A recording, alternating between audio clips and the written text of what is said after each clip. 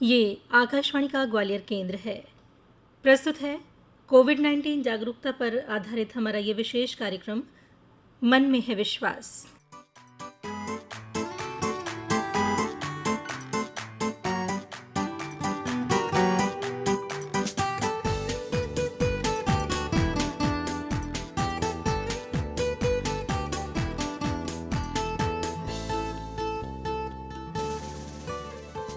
कार्यक्रम सुनने वाले सभी साथियों को तुलिका का नमस्कार। श्रोता साथियों, जब हमारे ऊपर कोई भी मुसीबत आन पड़ती है तो हम आस्तिक हो जाते हैं और हमारी आस्था का आलम ये होता है कि हम अपनी हर मुसीबत का इलाज अपने ईश्वर से ढूंढते हैं, अपने आराध्य से ढूंढते हैं। चाहे हम किसी भी धर्म को, संप्रदाय को मानने वाले हों, हमारे अपने इष्ट होते हैं, हम इष्टों की शरण में जाते हैं। हमारा आस्थावान होना हमारी कमज़ोरी नहीं है, बल्कि हमारी ताकत है। अपने डर, अपनी मुश्किलें हम अपने आराध्य पर डालकर उन्हीं से हिम्मत लेते हैं। और चूंकि त्योहारों का मौसम चल रहा है और आज है गणेश चतुर्थी। श्रोता साथियों, चतुर्थी से अनंत चतुर्दशी तक 10 दिन का गणेशोत्सव बड़ी धूमधाम से मनाया जाता है। ये एक ऐसा सामाजिक और धार्मिक आयोजन है जिसका हमारे स्वतंत्रता संग्राम के इतिहास में नवजागरण में बड़ा योगदान है। कैसे एक धार्मिक आयोजन ने राष्ट्रीय आंदोलन में अलख जगाने का काम किया और ऐसे आयोजनों का सामाजिक जागृति में क्या योगदान हो सकता है, यही जानने के लिए हमने बात की माधव महाविद्यालय ग्वालियर के इतिहास विभाग के वरिष्ठ सहायक प्राध्यापक डॉक्टर संतोष शर्मा से। आइए सुनते हैं डॉक्टर संतोष शर्मा से की गई ये बातचीत। श्रोता साथियों, हमारे साथ हैं डॉक्टर संतोष शर्मा। संतोष जी, आपका हमारे कार्यक्रम में स्वागत है। नमस्कार। नमस्कार। गणेशोत्सव जो है वो हमारे इतिहास से भी जुड़ा हुआ है। ऐतिहासिक महत्व इसका क्या है, किस तरह से इसने हमारे स्वातंत्र्य आंदोलन में योगदान दिया? गणेश उत्सव का हमारे राष्ट्रीय आंदोलन में बहुत महत्वपूर्ण स्थान है। महाराष्ट्र में गणेश उत्सव का जो प्रारंभ था वो 1893 में लोकमान्य बाल गंगाधर तिलक ने किया था। जी। बाल गंगाधर तिलक हमारे राष्ट्रीय आंदोलन के बहुत महान नेता थे। उनका जन्म महाराष्ट्र के रत्नागिरी जिले में हुआ था। उन्होंने सदा भारतीयों की उन्नति के लिए प्रयास किया, चाहे वो शिक्षा का क्षेत्र हो, चाहे वो सामाजिक क्षेत्र हो, चाहे राजनीतिक क्षेत्र हो, चाहे धार्मिक क्षेत्र हो। प्रत्येक क्षेत्र में उन्होंने ये प्रयास किया कि भारतीय आगे आए, भारतीयों का विकास हो। शिक्षा के क्षेत्र में भी उन्होंने फर्गुसन कॉलेज, दक्षिण शिक्षा समाज आदि अनेक संस्थाओं की स्थापना की। जी। प्रारंभ में जब कांग्रेस की स्थापना हुई थी तो ये माना जाता था कि ये केवल पढ़े लिखे लोगों की संस्था है। जो लोग अंग्रेजी पढ़े लिखे लोग हैं वही इससे जुड़ते थे और वही इसके प्रारंभिक सदस्य भी थे। और इसकी स्थापना भी एक अंग्रेज अधिकारी ह्यूम ने की थी। लेकिन जब बाल गंगाधर तिलक इसमें जुड़े और उन्होंने देखा कि हम जिस बात की कल्पना कर रहे हैं हम उस उद्देश्य को प्राप्त नहीं कर पा रहे हैं। 1905 के बाद जो कांग्रेस का स्वरूप बदला, 1885 से 1905 तक कांग्रेस का जो स्वरूप था वो अलग था। वो उदारवादी कांग्रेस थी। वो ब्रिटिश सरकार का किसी भी प्रकार से विरोध नहीं करती थी और प्रार्थना पत्र और निवेदन देने की नीति पर चलती थी। लेकिन जब तिलक ने देखा कि ब्रिटिश सरकार बिल्कुल ध्यान नहीं दे रही है, अवहेलना कर रही है, प्रार्थना पत्रों को वो रद्दी के टोकरे में फेंक देते हैं, तब तिलक ने एक संगठन बनाया और उसके बाद उन्होंने धीरे धीरे कांग्रेस में अपने विचारों का समावेश किया। तो उसे हमने उग्रवादी कांग्रेस के नाम से कहा। यहाँ उग्रवाद का आशय हिंसा नहीं है, यहाँ उग्रवाद का आशय केवल विचारों से उग्र है। तिलक की जो नीति थी वो अहिंसावादी थी, वो अहिंसा में विश्वास रखते थे। लेकिन वे कहते थे हम सत्याग्रह करें, हम ब्रिटिश सरकार का सक्रिय प्रतिरोध करें, लेकिन अहिंसात्मक तरीके से। हमारा जो राष्ट्रीय आंदोलन की दिशा 1885 से 1905 तक जो चल रही थी, जो बड़े उदारवादी तरीके से चल रही थी, उसमें विरोध नहीं था ब्रिटिश सरकार का जितना विरोध होना चाहिए था। लोकमान्य तिलक आगे आए और उन्होंने ऐसे समय में कांग्रेस का नेतृत्व संभाला और उसे जन जन से जोड़ा। और यहाँ मैं आपको एक बात बताऊंगा कि गांधी जी की जो राष्ट्रीय आंदोलन चलाने की नीति थी वो तिलक से मेल खाती थी। हड़ताल करना, सरकार का विरोध करना, सत्याग्रह करना, ये सारी चीजें गांधी जी ने तिलक से ही सीखी थी। अब हम उस मुद्दे पर आते हैं कि इन्होंने इसको धार्मिक उत्सवों से क्यों जोड़ा। कोई भी राष्ट्रीय आंदोलन हो या कोई भी आंदोलन हो, जब तक उसमें जनता की सक्रिय भागीदारी नहीं होगी वो सफल नहीं हो सकता जी। प्रारंभ में ऐसा देखा गया कि जो राष्ट्रीय आंदोलन चल रहा था उसमें केवल प्रबुद्ध वर्ग जुड़ रहा था और आम जनता उससे दूर थी। लेकिन जब तिलक ने देखा, उन्होंने समय को पहचाना, उन्होंने सोचा कि जब तक हम इस आंदोलन से जनता को नहीं जोड़ेंगे, जनता की भावना इससे नहीं जोड़ेंगे, तब तक ये आंदोलन सफल नहीं हो सकता। और इसीलिए उन्होंने स्वराज्य का नारा दिया। इसी क्रम में उन्होंने युवाओं को संगठित करने के लिए गणेश उत्सव मनाना प्रारंभ किया। हालांकि गणेश जी तो आदि देव हैं और उनके उत्सव तो प्रारंभ से वर्षों से चल रहे थे। गणेश जी की पूजा तो अनादिकाल से होती रही है। छत्रपति शिवाजी महाराज भी गणेश जी की पूजा करते थे। गणेश जी का एक छोटा सा उत्सव, बाद में फिर पेशवाओं ने भी उस गणेश उत्सव की परंपरा को जारी रखा। लेकिन उसको पहले ये था कि अपने घर में बिठा लिए गणेश जी, महल में बिठा लिए, पेशवाओं ने अपने महल में उत्सव बन गया। लेकिन इसको जन जन तक जो पहुंचाने का श्रेय है वो लोकमान्य बाल गंगाधर तिलक को ही जाता है। और इसी कारण से उन्हें लोकमान्य कहा गया कि वो जनता के चहेते थे और उन्होंने जगह जगह पर युवकों को संगठित किया। इससे युवक संगठित हुए, टोलियां बनी, सामाजिक संपर्क बढ़ा। जब तक हमारा सामाजिक संपर्क नहीं होगा हम कैसे जोड़ेंगे। और समाज में परिवर्तन भी तभी आ पाएगा जब सामाजिक संपर्क इस तरह से बनेगा और जो जागृति है वो जन जन तक इन टोलियों के माध्यम से पहुंचेगी। जी जी। तो उन्होंने इसको धार्मिक ही नहीं, उन्होंने अन्य तरीके से भी जोड़ा, राजनीतिक रूप से भी जोड़ा, शिक्षा की दृष्टि से भी जोड़ा। उन्होंने हर तरफ से प्रयास किया। कोई एक तरफ से प्रयास अपन करते हैं उतना सफल नहीं होता। और इसी क्रम में उन्होंने इसको गणेश उत्सव को भी मनाने का उनका उद्देश्य, उन्होंने शिवाजी उत्सव भी मनाना प्रारंभ किया।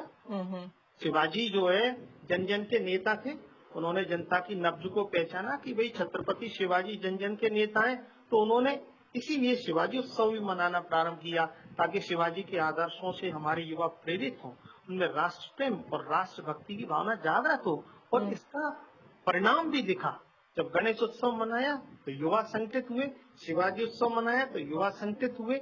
कई युवा ये जानते ही नहीं थे कि भी शिवाजी महाराज ने क्या क्या किया था। तो शिवाजी महाराज ने जो जो किया था वो सारा का सारा जनता के समझ में आया। और ये एक बहुत बड़ा परिवर्तन था राष्ट्रीय आंदोलन में कि इससे लोग जागृत हुए। और हम अपने जो पूर्वज जो हैं राष्ट्रीय आंदोलन में आज भी हम देखते हैं कि गांधी जी को हम क्यों पढ़ते हैं, गांधी जी को हम क्यों सुनते हैं, गांधी जी पर सेमिनार क्यों कराते हैं, कि जिससे हमारी अगली पीढ़ी उससे प्रेरित हो सके। और शिवाजी उत्सव मनाने का कारण भी यही था। तो गणेश उत्सव उसको धार्मिक हम कह सकते हैं, लेकिन वो इतना धार्मिक नहीं था, केवल उनका संगठन की दृष्टि से, क्योंकि संगठन बहुत महत्वपूर्ण होता है। संतोष जी, यहाँ मैं आपसे एक चीज पूछना चाहूंगी कि आप वर्षों से इतिहास शिक्षण कर रहे हैं और हमारा इतिहास जो है हमें बहुत कुछ सिखाता है। नई परिस्थितियों में इतिहास का कैसे इस्तेमाल किया जाए ये भी सीखते हैं। उसी तरह से गणेशोत्सव या और अन्य पर्व त्योहार हम मनाते हैं। विभिन्न धर्मों के, विभिन्न भाषा भाषी हम जो हैं, अलग अलग पर्व त्योहार देश के कोने कोने में मनाए जाते हैं। इन पर्वों और त्योहारों की आज के दौर में क्या उपयोगिता हो सकती है, समसामयिकता के हिसाब से बताएं। हमारे जो पर्व हैं और जो हम जो त्योहार मनाते हैं, चाहे वो किसी भी धर्म के हो, चाहे किसी भी संप्रदाय के हो जी, इसके बहुत से उद्देश्य होते हैं। एक उद्देश्य तो ये होता है कि उल्लास का वातावरण। इन उत्सवों के माध्यम से हम सब लोग मिलते हैं और उत्सव मनाते हैं। हम में एक उत्साह होता है, हम प्रसन्न होते हैं, हम खुशी से उत्सव को मनाते हैं, एक आनंद का वातावरण उसमें छा जाता है। तो पहला उद्देश्य तो यही है, उससे हमको खुशी मिलती है और हमें जिस चीज से खुशी मिलती है हम उसे बार बार करना चाहते हैं। जी बिल्कुल। और इन उत्सवों से हमें प्रसन्नता होती है, हमें उत्साह आता है, एक परंपरा भी डेवलप होती है, एक संस्कार भी डेवलप होता है कि नहीं बेटा उठो, आज जो है गणेश चतुर्थी है, आज जल्दी अपने को नहाना है, और बच्चे सक्रिय हो जाते हैं। तो ये सक्रियता व्यक्ति की सक्रियता बहुत आवश्यक है। यदि वो सक्रिय बना रहेगा तो ये देश के लिए भी अच्छा है, परिवार के लिए भी अच्छा है, समाज के लिए भी अच्छा है। तो एक प्रकार से ये जो है जीवन शैली में परिवर्तन भी लाता है। एक धार्मिक हो गया कि भाई आध्यात्मिक, हम यदि ईश्वर में विश्वास रखते हैं तो हमारे मन में एक बल होता है, आत्मबल होता है कि भाई ईश्वर हमारे साथ है, सकारात्मकता होती है, सकारात्मकता होती है। इसके अलावा ये जो उत्सव और त्योहार होते हैं, इनका आर्थिक महत्व बहुत बड़ा है। ये रोजगार के बहुत अच्छे साधन हैं। ये जनता को बहुत रोजगार देते हैं। अब गणेश जी आते हैं तो आप सोचिए कि इस देश में लाखों परिवारों को उसके माध्यम से रोजगार मिलता है। ये उत्सव समय समय पे, अभी दुर्गा जी आ गई, फिर गणेश जी आ गए, फिर मुहर्रम आ गए, ताजिया बन गया, या अन्य उत्सव आ गए, कभी गणगौर आ गई, कभी माँ लक्ष्मी व्रत आ गया। तो इन व्रतों के माध्यम से उनको रोजगार वर्ष भर मिलता रहता है कि हर महीने कोई ना कोई ऐसा त्योहार आता है कि उन मूर्तिकार को लगातार कोई ना कोई रोजगार मिल रहा है। क्या बात है। इसके अलावा सामाजिक दृष्टि से हम एक दूसरे से मिलते हैं, बड़ों के छोटे हैं और कहते हैं बेटा पैर छुओ इनके, ये अपने बड़े हैं, आज त्योहार है। तो हमारे संस्कार भी डेवलप होते हैं, मेल मिलाप बढ़ता है और ये बने रहते हैं तो क्रिएटिविटी बनी रहती है। बिल्कुल सही बात है। और जिस तरह से हर एक त्योहार के पीछे कुछ संदेश जोड़ दिया जाता है, जैसे अभी हाल फिलहाल पीओपी की मूर्तियां ना लेकर के मिट्टी की मूर्तियों की बात बार बार हो रही है, इससे भी सामाजिक जागरूकता बढ़ती है और किसी न किसी तरह से ये पर्व त्योहार उसमें भी अपना योगदान देते हैं। बिल्कुल बिल्कुल, वो एक संदेश भी देते हैं कि हम पर्यावरण की सुरक्षा भी करें। यदि उस मूर्ति को पानी में डालते हैं तो वो पीओपी और उसमें कलर होते हैं, उससे जहर हो जाता है और वो मछलियां मर जाती हैं, जल प्रदूषित होता है। और इस समय हमारे देश की एक बहुत बड़ी समस्या है प्रदूषण की, और ये हमें ये सिखाते हैं हम कि भाई मूर्ति पीओपी की मत बनाइए, साधारण मिट्टी की बनाइए, आप घर में ही विसर्जन कर लीजिए उसका, तालाबों में प्रदूषण ना बढ़े। सामाजिक जागरूकता का भी माध्यम होते हैं, किसी और तरह से समझाएंगे तो शायद ना समझ में आए, लेकिन उसे यदि हमारे विश्वासों से जोड़ करके, हमारी आस्थाओं से जोड़कर यदि समझाई जाती है बातें, तो ज्यादा गहरे उतरती हैं हमारे मन में। बहुत अच्छी तरह से आपने संतोष जी इन बातों को बताया और हमारे श्रोताओं तक ये बात पहुंची होगी। इस जानकारी के लिए आपका बहुत बहुत धन्यवाद। आपको भी बहुत बहुत धन्यवाद इस बात के लिए। आप थे डॉक्टर संतोष शर्मा। श्रोता साथियों, सामाजिक सौदेश्यता की बात हो रही थी। आज अधिकतर युवा शिक्षा प्राप्त करने के बाद चमकदार भविष्य के सपने संजोए मोटे वेतन वाली नौकरियों की तलाश में शहरों की ओर भाग रहे हैं, लेकिन वहीं कुछ युवा ऐसे भी हैं जो अपने स्टार्टअप्स बना रहे हैं। उन स्टार्टअप्स में नवाचार को प्राथमिकता दे रहे हैं, छोटे से अपने उद्योग में बहुत सारे लोगों को रोजगार भी प्रदान कर रहे हैं। ऐसी ही एक युवा उद्यमी हैं मोनिका पाटीदार। इन्होंने जो काम शुरू किया है उसे जानकर सुनकर हैरानी होती है। इनका काम है गोबर शिल्प। जी हाँ, गोबर से मूर्तियाँ, फोटो फ्रेम, पूजा में रखने की चौकी, कृष्ण झूला, वॉल हैंगिंग, बंधनवार और जाने कितनी ही चीज़ें मोनिका बना रही हैं। वज़न में बेहद हल्की इन सजावटी वस्तुओं को वो कैसे बनाती हैं और इसे व्यवसाय के रूप में स्थापित करने के लिए किस तरह से प्रयत्नशील हैं, इसके लिए हमने मोनिका पाटीदार से बात की। आइए सुनते हैं ये बातचीत। मोनिका जी, आपका हमारे कार्यक्रम में स्वागत है। नमस्कार। नमस्कार। मोनिका, आप गोबर शिल्प पर काम कर रही हैं। क्या है ये गोबर शिल्प? क्योंकि हमारे बहुत सारे सुनने वालों ने ये शब्द नहीं सुना, उनको बताइए कि ये गोबर शिल्प है क्या? हम गोबर से विभिन्न प्रकार की सामग्रियां बनाते हैं, जिसमें कि हमारे घर में सजाने की चीजें भी हैं, साथ में कई भगवान की मूर्तियां भी हैं, स्मृति चिन्ह भी हैं। तो इन सबको हमने गोबर शिल्प का नाम दिया है, क्योंकि हम सारा सब कुछ जो भी है वो गोबर के ऊपर, गोबर को बेस बना करके हम उस पर सारा काम करते हैं। उस पर अलग अलग तरीके की उसको शेप दे करके और फिर उसको अलग अलग चीजों में ढालते हैं, जैसे कि हमारे तोरण द्वार हुए, कृष्ण झूला हुआ, घड़ियां हुई, स्मृति चिन्ह हुए, गणेश जी हुए। तो सारे सब कुछ हम जितने भी चीजें बनाते हैं वो सभी हम गोबर को बेस मान करके और उस पर कलाकृतियां करते हैं, इसलिए इसका नाम हमने गोबर शिल्प दिया है। ये गोबर में बाइंडिंग कैपेसिटी तो होती नहीं है, फिर ये चीजें बनती कैसे हैं ये भी हमें बताइए, क्योंकि मिट्टी तो फिर भी आपस में जुड़ करके और एक लोंदा सा बना लेती है, लेकिन गोबर में वो कैपेसिटी नहीं होती, वो बिखरा बिखरा सा रहता है। हाँ, क्योंकि गोबर में पानी की मात्रा भी ज्यादा होती है, इसलिए गोबर में बाइंडिंग वैसे नहीं हो पाती।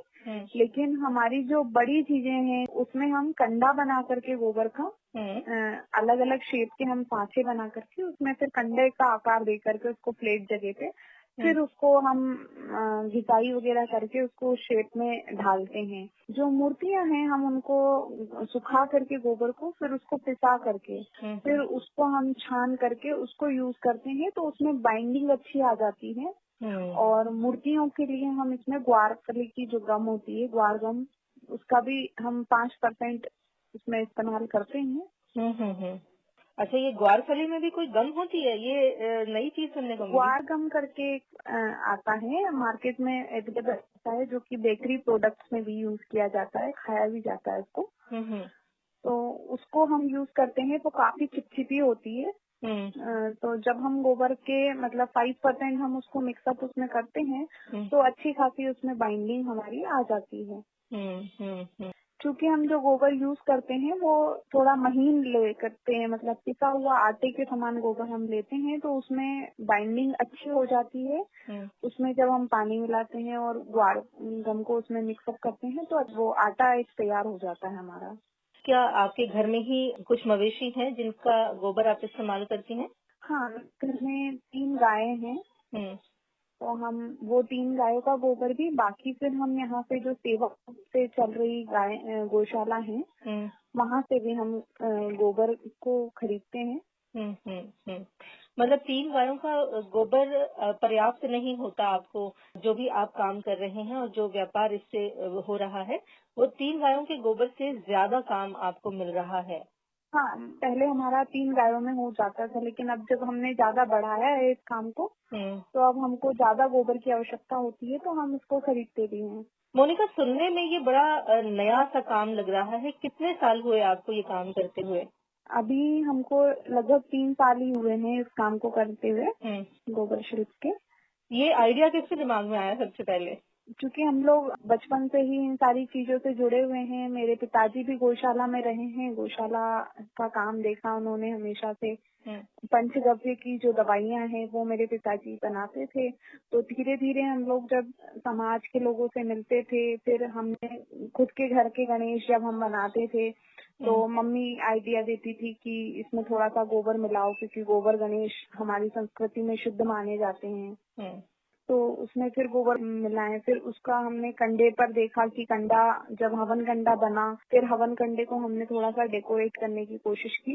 इस तरीके की चीजें जब आई तो हमने उनको डेकोरेट किया धीरे धीरे। फिर लोग जब देखते थे वो हमको उस चीज को सराहते थे, तो फिर हमको और मोटिवेशन उससे मिलता था कि हम इसको और अच्छे से कर सकते हैं। तो ऐसे करके ही हम लोगों ने धीरे धीरे इसको शुरू किया और अब वो काफी प्रचलित भी हो गया है और अच्छे से होने लगा है काम। तो अब हमने इसको थोड़ा प्रोफेशनल बनाया कि हम इसको अच्छे से करेंगे, और उसमें फिर हमने उसके हिसाब से इंफ्रास्ट्रक्चर भी तैयार किया, पूरा उपयोगी चीजें सारी इकट्ठा की।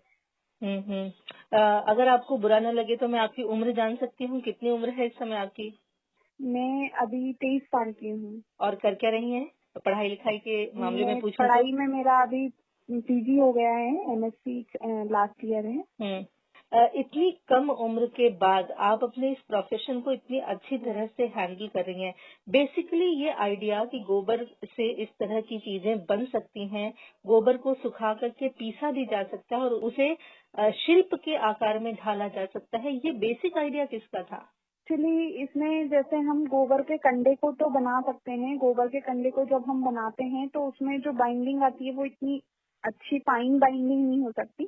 बड़ी चीजों में हम कंडा यूज कर सकते हैं, लेकिन जब हमें छोटी बारीक चीजें बनानी है तो फिर उसके लिए वो फिनिशिंग लाना जो होता है, तो वो फिनिशिंग के लिए हमने फिर सोचा कि इसका क्या किया जाए। तो फिर हमने उसको पाउडर फॉर्म में बनाया। गोबर को थोड़ा सा हमने, क्योंकि हमने सोचा कि जब मिट्टी में से इतना सुंदर बन सकता है तो क्यों ना इसको थोड़ा सा बारीक करके फिर इसकी कोशिश की कि इसको अपन प्रयोग में लें। तो जब उससे अच्छा रिजल्ट आया, अच्छी बाइंडिंग मतलब फिनिशिंग भी मिली और बाइंडिंग के लिए भी वो अच्छा सिद्ध हुआ, तो फिर हमने उसको थोड़ा अच्छे से किया। मतलब करते करते आविष्कार होता गया। हाँ जी। ये काम जो आप लोग कर रहे हैं गोबर शेड का, इसमें सिर्फ परिवार के लोग ही काम करते हैं या कुछ बाहर के लोगों को भी आपने रोजगार दे रखा है? नहीं, हम लोगों का पूरा परिवार 5 लोगों का हम लोग तो लगे ही हैं, क्योंकि अभी लॉकडाउन की स्थिति में सब लोग घर में ही हैं। और साथ में हमने 3 लोगों को और लगाया है, पास की ही यहाँ आंटी हैं, तो उनको लोगों को भी हमने इसके साथ लगाया है। महिलाओं को लगाया है? जी, तीनों महिलाएं हैं। उसमें कलर करने के लिए एक है जैसे, और बाकी हेल्प करने के लिए जैसे गोबर का, जैसे गणेश हमने यदि बनाए हैं तो वो गणेश जी पूरे फट जाते हैं, तो उन गणेश जी को भी फिर से ठीक करने के लिए, उनमें दरार में फिर से वो भरने के लिए और सारी चीजें करने के लिए, उनको फिनिशिंग तक लाने के लिए हमको जरूरत थी, तो हमने उन लोगों को भी लगाया अपने साथ। बहुत अच्छा। मतलब ये जो छोटा सा काम आप लोगों ने प्रायोगिक तौर पर शुरू किया था, ये अब लोगों को रोजगार भी देने लगा है। हाँ, ये बहुत अच्छी बात है। आप एंटरप्रेन्योर बन रहे हैं, उद्यमी बन रहे हैं, न सिर्फ अपना काम, अपना घर और परिवार चला रहे हैं, दूसरों के भी रोजगार का माध्यम बन रहे हैं। बहुत अच्छी बात है मोनिका, और आप इतनी कम उम्र में इन सब चीजों को हैंडल कर पा रहे हैं। हमारी तरफ से शुभकामनाएं इसके लिए स्वीकारिए। आपका बहुत बहुत धन्यवाद। क्योंकि शिल्प आपने नया अभी 2-3 साल पहले ये काम शुरू किया है। पिताजी का जो वैद्यक वाला काम था, उससे ये बिल्कुल अलग है। परिवार में और किसी ने इस तरह का काम कभी किया नहीं था? हाँ जी, पहले किसी ने नहीं किया था। बाकी जैसे जो पिताजी का काम है मेरे, वो पंचगव्य आयुर्वेदिक दवाइयों का था, तो इसके निमित्त भी उनको अलग अलग जगह जाना होता था। फिर वहाँ से भी कहीं ना कहीं से जब हम लोगों से मिलते हैं तो हमको नए नए आइडिया मिलते हैं। जब चीजों को अपन ने एक लोगों को दिखाया तो उन्होंने अपना आइडिया उसमें दिया, ऐसे करके हमारे पास आइडियाज आते गए। और हो सकता है आगे आने वाले दिनों में आप इसमें और भी अधिक प्रयोग करें और इसे ड्यूरेबल बना पाएं। हाँ, अभी हमने जब पहले साल में शुरू किया था तो हमने खुद ने बहुत कम, थोड़ी सी 10-12 मूर्तियाँ बनाई थी, और छोटी छोटी चीजें हमने अपने घर के लिए ही बनाई थी।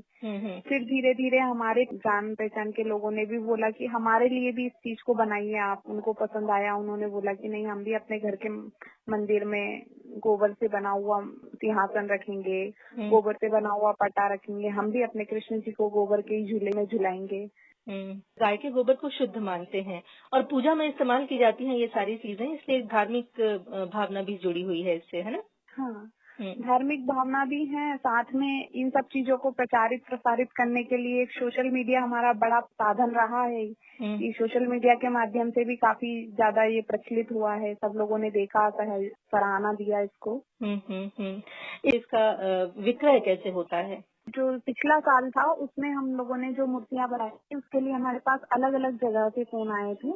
जब हमने इसको सोशल मीडिया, फेसबुक से डाला, फिर ये धीरे धीरे लोगों ने भी, फिर जिनको पसंद आया उन्होंने इसको शेयर किया अपने पेज, तो ये काफी लोगों तक पहुंचा। फिर ऑर्डर्स भी आए। हमने पिछले वर्ष भी मतलब मुंबई में भी भेजा, पुणे भेजा, राजस्थान भेजा, ऐसे अलग अलग राज्यों में भी इसको भेजा। और अभी चूंकि लॉकडाउन है, लेकिन लॉकडाउन के चलते भी हमने इसको अभी काफी जगह पे भेज चुके हैं। मुंबई वगैरह भी हमने प्रयास किया है भेजने का। थोड़ी कठिनाई इसकी आई कि हम लोगों ने जितना जाना चाहिए था उतना नहीं जा पाया, कम मात्रा में गया। लेकिन काफी लोग सराह रहे हैं इस काम को, और धीरे धीरे पहचान बन रही है ना? हाँ, अच्छा रिस्पॉन्स भी मिल रहा है लोगों का, मतलब सभी लोगों का, सामाजिक लोगों का भी, क्योंकि लोग अब महत्व समझ गए हैं कि हमको पीओपी को छोड़ना है, पॉलिथीन से हमारे पर्यावरण को मुक्त करना है। इस तरीके की चीजें जो है वो हमारे लोगों के बीच में आ गया है कि हमको पर्यावरण का संरक्षण भी करना है। तो ये इको फ्रेंडली भी है, पूरी तरीके से इको फ्रेंडली है, क्योंकि हम जब गोबर के गणेश का यदि स्थापना करते हैं तो गोबर गणेश की स्थापना करने के बाद हम गोबर गणेश को अपने ही घर में किसी बाल्टी या टब में हम उनका विसर्जन कर सकते हैं। और वो थोड़ी देर के लिए उसमें डूबेंगे नहीं, लेकिन जैसे ही गोबर का पानी पूरा सोखेगा गोबर, तो वो अपने आप डूब जाएंगे। और फिर उसका, चूंकि वो आकार तो नहीं छोड़ेगा, उसको हम थोड़ा सा हाथ से मसल देंगे तो वो पुनः पानी में मिक्सअप हो जाएगा, और उस पानी को हम अपने गमलों में डाल सकते हैं। किचन गार्डन वगैरह होते हैं तो उस जगह अपन उसका इस्तेमाल कर सकते हैं। आपने बताया कि पानी में डूबेंगे नहीं, मतलब बहुत हल्के भी होते होंगे? हाँ, काफी हल्के होते हैं वेट में, मतलब जिस प्रकार से जैसे हमारी मूर्तियां हैं तो मतलब उसको उठाना इतना मुश्किल नहीं है, हम एक हाथ से भी उसको इजीली कैरी कर पाते हैं। हम्म। आप इतनी अच्छी मूर्तियां बनाती हैं, आप बता रही हैं कि घिसाई भी होती है और बारीक पाउडर बना करके, इस तरह से तो लोग नहीं बना पाएंगे, लेकिन जो लोग मिट्टी के या गोबर के गणेश जी स्थापित करना चाहते हैं, वो उसको कैसे आकार दें, थोड़ा सा हाथ पैर बनाने की विधि थोड़ा बताएंगी? इस स्थिति में हम ये कर सकते हैं कि हमारे पास में, क्योंकि गोबर का तो शायद ही कोई कर पाए, क्योंकि गोबर में इतनी ज्यादा मॉइस्चर होता है कि गोबर की मूर्ति ऐसे ढालना बड़ा मुश्किल होता है। गोबर में काफी प्रोसेसिंग है, लेकिन मिट्टी के साथ गोबर का मिक्स करके और थोड़ा गाढ़ा उसको बना करके और उससे आप आकार दे सकते हैं। और हमने देखा है हमारे घरों में भी पहले पूजा होती थी, तो किसी भी पूजा में गणेश स्थापना सबसे पहले करते हैं। अभी पैसे और सुपारी को रख करके भी करते हैं। कहीं कहीं जैसे हमारे गाँव में होता है तो वो गोबर का छोटा सा लेकर के गोबर को छोटा सा बना पिंड बना देते हैं, स्थापना कर देते हैं, पिंड बना करके रख देते हैं वहाँ पर कि ये गोबर गणेश है। तो इस तरीके से हमसे जो शेप बन पा रहा है हम उस शेप को भी बनाएंगे तो और उसकी स्थापना करेंगे, क्योंकि स्थापना के बाद तो हमारी भावनाएं उससे जुड़ी होती है। क्या बात तो हम है। उनको भी गणेश मान सकते हैं। मोनिका, आप उम्र में तो छोटी हैं, लेकिन परिवार में आपके कितने लोग हैं? आप क्या सबसे बड़ी मेंबर हैं बच्चों में? हाँ, मैं सबसे बड़ी हूँ, मेरी एक छोटी बहन और भाई भी छोटा है, सबसे छोटा भाई है। तो बड़े होने की वजह से व्यापार की या घर को एक नई दिशा देने की भी जिम्मेदारी आपके ऊपर है, इसको किस तरह से महसूस करती हैं? ये सारी चीजें मतलब कभी पिताजी ने तो ऐसा एहसास नहीं करवाया कि तुम बड़ी हो तो मतलब करना चाहिए, पर मन में ही एक ऐसा लगता था कि जब हम लोग बड़े हो गए हैं, अब हम लोगों के भी खर्च काफी बढ़ गए हैं, तो हमारे अंदर ये भावना रहती थी कि मतलब मेरे अंदर कि मैं कम से कम अपने छोटे खर्च और अपने भाई बहनों के छोटे खर्च, मोबाइल खर्च, ये खर्च वो खर्च, जो एक्स्ट्रा खर्च है वो तो कम से कम हम कर लें, ताकि पिताजी पर भी एकदम से मतलब इतना ज्यादा भार ना आए। तो इन सब चीजों को देखते हुए ही हमने ये सारी चीजें मतलब पिताजी का साथ देने का, और पिताजी का भी पूरा सपोर्ट रहता है हम लोगों को इस सारी चीजों में। आमतौर पर जो सामान्य घर हैं, उनमें यदि लड़की बड़ी है तो लोग सोचते हैं कि जल्दी से इसकी शादी कर दो, ये अपने घर जाए और हम थोड़ी सी जिम्मेदारियों से मुक्त हों। लेकिन आपने जिस तरह से अपने परिवार के रोजगार को एक नई दिशा दी है, तो ये निश्चित रूप से अनुकरणीय है। समाज की जो लड़कियां हैं वो भी आपसे बहुत सारी प्रेरणा ले सकती हैं। उन लड़कियों को जो इस तरह की भूमिका अपने परिवार में निभाना चाहती हैं, उनके लिए आप क्या कहना चाहेंगे? मैं इसके लिए सिर्फ यही कहना चाहूंगी कि हम अपने परिवार पर बोझ ना बन करके उनके साथ चलेंगे तो कभी भी हम परिवार वालों को ऐसा महसूस नहीं होने देंगे कि हम उनसे बोझ है। तो हमको समय मिलेगा, ऐसा तो नहीं होगा कि ये सारी चीजें छूट जाएंगी हमसे, लेकिन समय हमको अपने सपनों को पूरा करने का मिलेगा। मोनिका पाटीदार का क्या सपना है? उनका पाटीदार का सपना है कि वो एक अच्छी उद्यमी बने और अपने पिताजी का नाम रोशन करें, अपनी पहचान बनाए देश भर में, विदेशों में भी। वो शुरू हो चुकी है और हम उम्मीद करते हैं कि ये जो सिलसिला आपने शुरू किया है ये रुकेगा नहीं और आगे बढ़ेगा।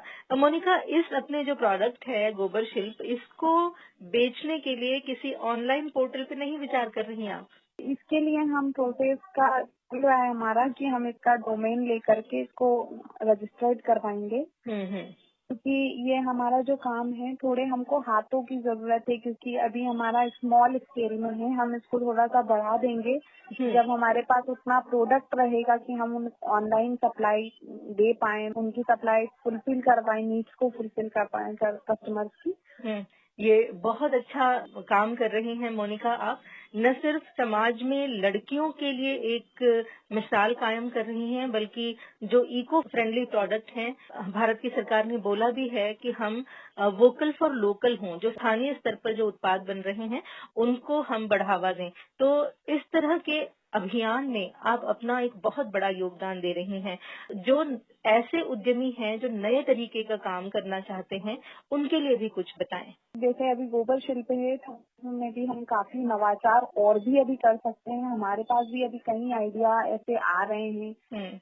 इसके अलावा हमारे पास गौ माता के ही प्रोडक्ट इतने हैं कि हम इन सब से भी एक नया उद्यम हमारा शुरू कर सकते हैं। बाकी ऐसे छोटे छोटे कई सारे उद्योग हैं, जैसे हमारे मिट्टी के बर्तन का, जैसा मुझे वो थोड़ा बहुत अच्छा लगा है उस चीज को। और ये जो है वोकल फॉर लोकल, तो इसके माध्यम से हम बहुत सारी चीजें इनोवेटिव कर सकते हैं। और ये अभी के जो यूथ हैं उनके लिए काफी अच्छी अपॉर्चुनिटी है, क्योंकि मुझे ऐसा लगता है कि अभी हमारी गवर्नमेंट और भी बहुत सारी नई नई चीजें हमारे यूथ के लिए लाने वाली है, कि जिससे हम लोग अच्छा कर सकें। अब तो काफी अच्छी तरीके से इस चीज के लिए लोन भी हम लोगों को मिलता है। हमारे पास एक ये सपोर्ट भी है, क्योंकि फाइनेंशियल हेल्प भी बहुत जरूरी होती है किसी भी व्यापार को शुरू करने के लिए। तो लोन के माध्यम से हमको वो फाइनेंशियल हेल्प भी मिलेगी। मोनिका, बहुत अच्छे प्रयास आपके इस दिशा में हैं और आपका विजन एकदम क्लियर है कि आपको क्या करना है। और यदि इसी तरह की चीजें रहीं और सही रास्ता आपको मिलता गया तो निश्चित तौर पर कुछ ही दिनों में हम मोनिका पाटीदार को एक बहुत बड़े फलक पर देखेंगे। हमारी और हमारे सुनने वालों की शुभकामनाएं आपके साथ हैं। बहुत बहुत धन्यवाद बात करने के लिए। आप सभी का बहुत बहुत धन्यवाद। श्रोता साथियों, ये थी मोनिका पाटीदार। ऐसे लोगों को देखकर लगता है कि जीवन एक समर है और इस समर में हमें आजीवन युद्धरत रहना है, और यदि हमने थोड़ा सा भी प्रयास कम किया तो हम हार सकते हैं। तो हारने की गुंजाइश बिल्कुल मत रखिए, लगे रहिए और जीतते रहिए। और अपनी दोस्त तुलिका को दीजिए इजाज़त। नमस्कार।